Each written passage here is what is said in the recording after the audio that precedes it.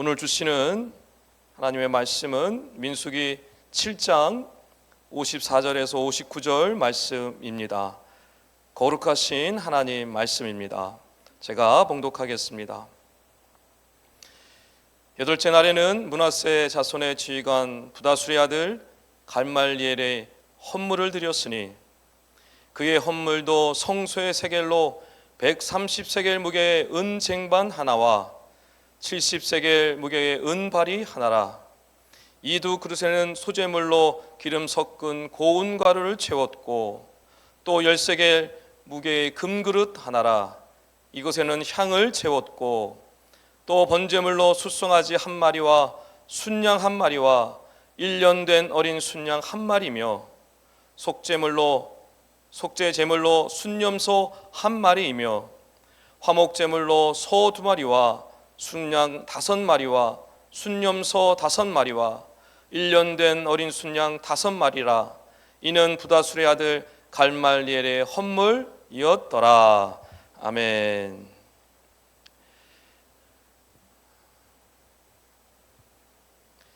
군대에 가면 혹한기 훈련이라는 것이 있습니다.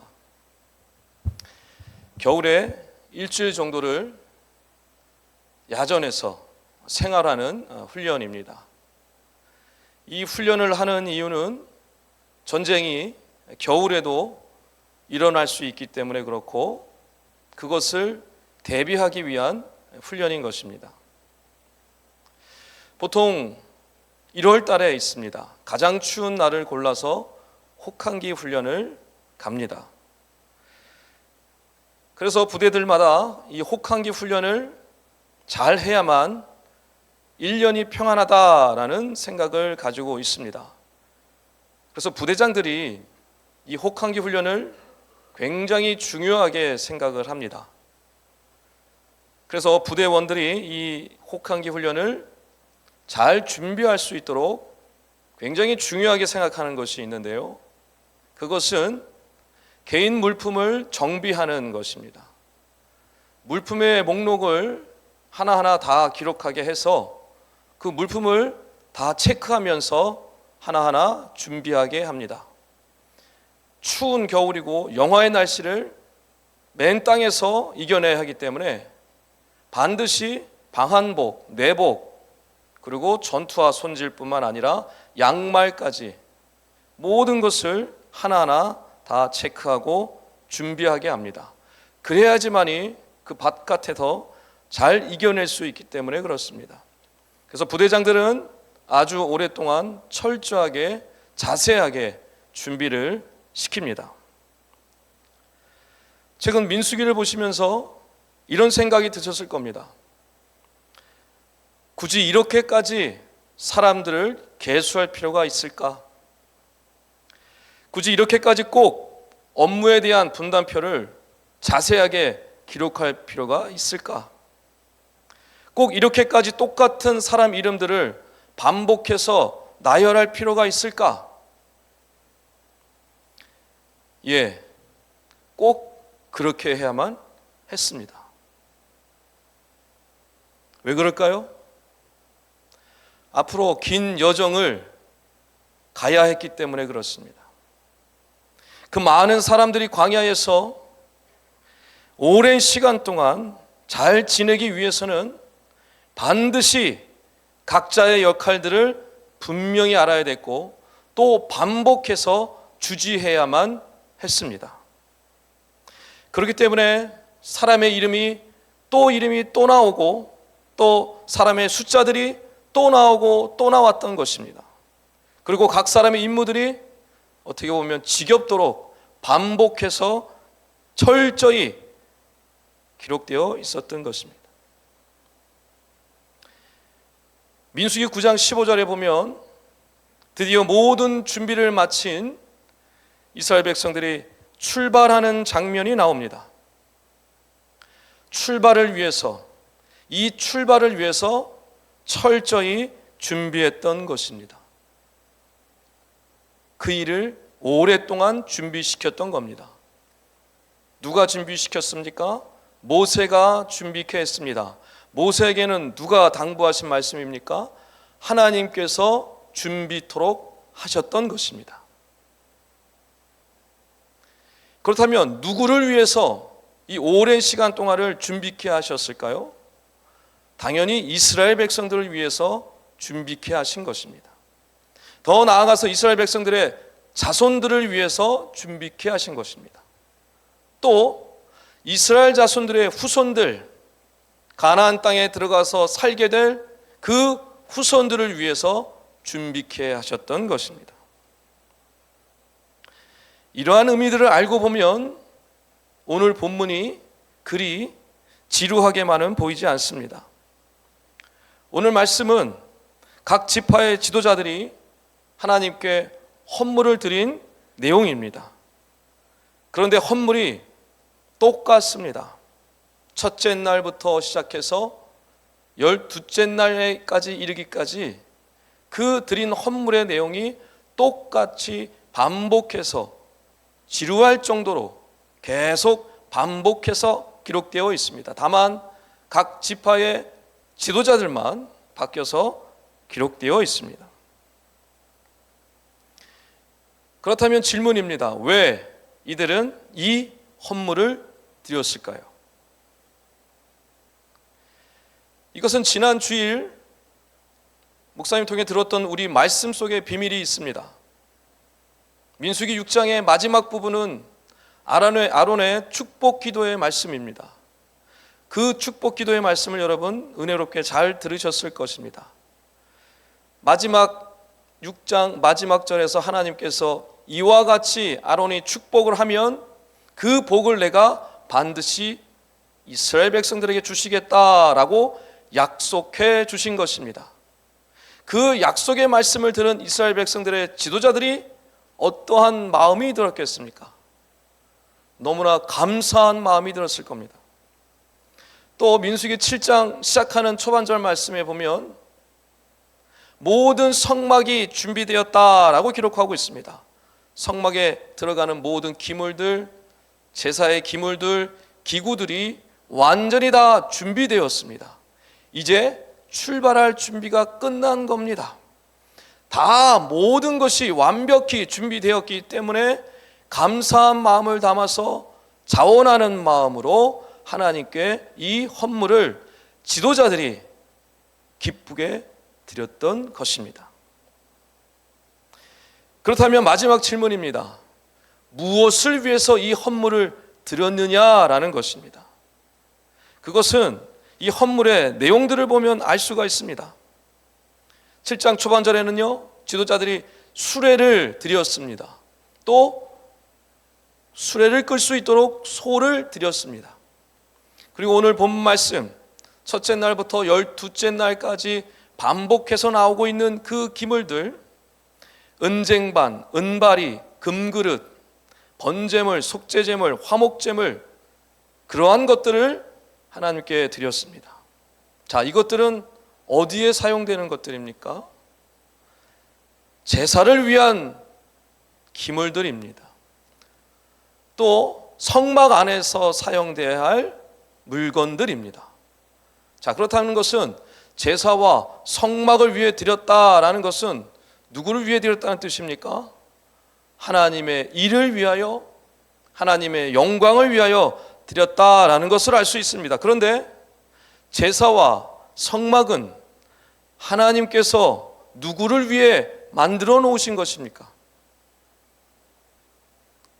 제사는 이스라엘 백성들의 죄를 용서하기 위해서, 이스라엘 백성들에게 화목의 은혜를 주시기 위해서, 이스라엘 백성들에게 복을 주시기 위해서 제사라는 제도를 하나님께서 만들어 주신 것입니다. 그리고 성막은 하나님께서 이스라엘 백성들 가운데 임재하는 것을 상징하는 것으로 이스라엘 백성들을 위하여 그들과 함께 하시는 것을 보여주기 위하여서 성막을 만들라라고 하신 것입니다. 그렇다면 이 지도자들이 드린 이 모든 헌물들은 결국 누구를 위한 헌물인 것입니까? 자기 자신들을 위한 헌물입니다. 이스라엘의 백성들을 위한 헌물입니다.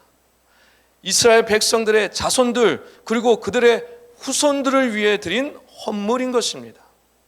이제 곧 출발할 그 여정 가운데에 앞으로 필요한 모든 물품들을 그들이 하나님께 드렸던 것이고, 결국에는 그것이 백성들을 위한, 그들의 후손들을 위한 헌물이었던 것입니다.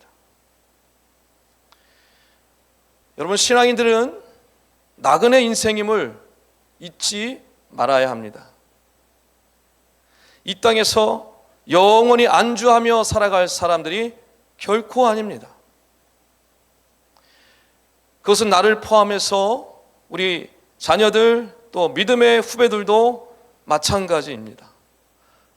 저나 여러분이나 우리 기성세대들은 이제 시간이 얼마 남지 않았습니다. 우리 다음 세대는 아직 시간이 조금 더 남아 있을 뿐입니다. 그러므로 우리는 먼저 가더라도 우리 자녀들이 이 신앙의 여정을 잘 갈 수 있도록 도와주어야 합니다. 그럼 우리가 할 수 있는 일은 뭘까요? 오늘 각 지파의 지도자들이 무엇을 했습니까? 헌물을 드렸습니다. 그 헌물은 백성들을 위한 헌물이었고, 그 다음 세대를 위한 헌물이었습니다. 그럼 그들은 헌물을 드리면서 무슨 기도를 드렸을까요? 자기 지파에 속한 모든 백성들, 또 그들의 자녀들, 그들의 가정들, 그들의 후손들을 위해 기도했을 겁니다. 하나님, 저들을 지켜주시옵소서, 저들을 보호하여 주시옵소서, 저들에게 복을 허락하여 주시옵소서라는 간절한 마음을 담아서 이 헌물을 드렸을 것입니다. 자, 여러분은 그동안 어떠한 마음으로 헌금하시고 헌물하시고 헌신하셨습니까? 여러 가지 마음들이 있으셨겠지만, 이제부터는 오늘 말씀의 지도자들과 같은 마음으로 드리셨으면 좋겠습니다. 새롭게 피택이 되셔서 임직을 준비하고 계시는 분들, 또 각 부서의 새로운 부장으로 세움받으신 분들, 또 7인 소그룹의 그 소그룹의 리더로 세우심 받으신 분들, 이 모든 분들이 이와 같은 마음으로 헌물하시고 헌금하시고 헌신하셨으면 좋겠습니다. 꼭 직분자가 아니셔도 좋습니다. 정말 다음 세대를 생각하시고 자녀들, 후손들을 위하는 마음이 있는 분들이라면 이와 같은 마음으로 드리시길 바랍니다. 그러면 하나님께서 반드시 그 마음을 보시고 기쁘게 받으실 뿐 아니라 그 마음의 중심에 간절한 간구대로 다음 세대를 위해서 반드시 역사해 주실 줄 믿습니다.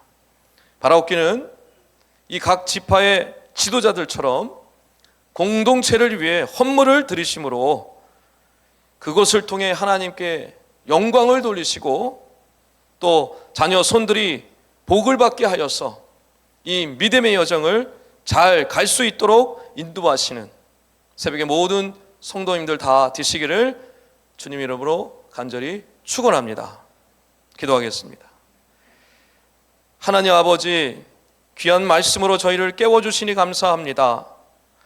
지도자들이 출발을 위해서, 여정을 위해서, 또 다음 세대를 위해서 귀한 마음으로 헌물을 드린 것을 보았습니다. 우리도 그와 같은 마음으로 헌물하며 헌신하며 섬길 수 있도록 인도하여 주시옵소서.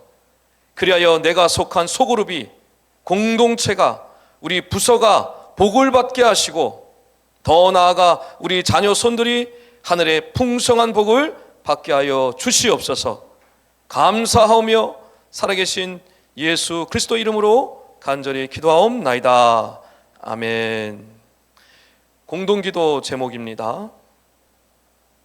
지금 들은 말씀이 내 삶으로 이어지게 하옵소서. 2024년에 동네 세매줄 성경 말씀 묵상과 7인 소그룹 모임을 통해 풍성한 은혜를 경험하는 말씀삼 공동체가 되게 하여 주옵소서. 2024년은 또 다른 희년 3년의 복이 시작되는 해이 오니 각 가정마다, 각 부서마다, 공동체마다 풍성한 복을 받게 하옵소서. 새롭게 직분을 받은 모든 영혼들이 주님 주시는 지혜와 능력으로 감당케 하시고 그들이 속한 공동체의 회복과 부흥이 있게 하여 주옵소서. 몸과 마음의 질병으로 고통받는 영혼들을 속히 치료하여 주셔서 새해에는 주님의 위로와 사랑을 충만히 누리게 하여 주옵소서. 싱크 청년부가 대신방을 통해 한 영혼 한 영혼이 살아나고 예배의 자리, 말씀의 자리, 기도의 자리가 회복되게 하여 주옵소서. 한 가지 더 기도 제목이 있습니다. 일본 나가타 지역에서 큰 지진이 일어났습니다. 특별히 저희 교회가 돕고 있는 박창수 선교사님, 그의 가정과 그의 사역을 위해서 또 니가타 신학교를 위해서 피해가 없도록 지켜주옵소서. 이 시간 공동기도 제목과 개인기도 제목을 놓고 기도하신 후에 삶의 자리로 나아가겠습니다. 하나님 아버지, 2024년에 동네 세매주 성경 말씀 묵상과 7인 소그룹 모임을 통해서 풍성한 은혜를 경험하는 우리 공동체가 되게 하여 주시옵소서. 말씀 묵상을 할 때마다 하나님의 놀라운 역사를 경험케 허락하여 주시고 모임이 있을 때 하나님이 그 시간에 좌정하여 주셔서 우리 소그룹들마다 놀라운 회복의 역사가 일어나고 하나님의 임재의 은혜를 경험하고 아름다운 간증들이 넘쳐나는 우리 귀한 소그룹들이 되게 하여 주시옵소서. 2024년은 또 다른 희년 3년의 복이라는 귀한 말씀을 약속해 주셨사오니 아버지여, 각 가정마다 또 각 부서마다 우리 공동체마다 이와 같은 복을 받아 누리게 하여 주시길 원합니다. 그래서 우리 각 가정에 하나님 놀라운 복이 임하여서 아버지 하나님 풍성한 은혜를 누릴 뿐만 아니라 이제 하나님께 올려드리며 또 우리 다음 세대를 위해 사용하며 많은 영혼들에게 베풀고 구워주고 나눠주는 귀한 복락들을 누리게 하여 주시옵소서.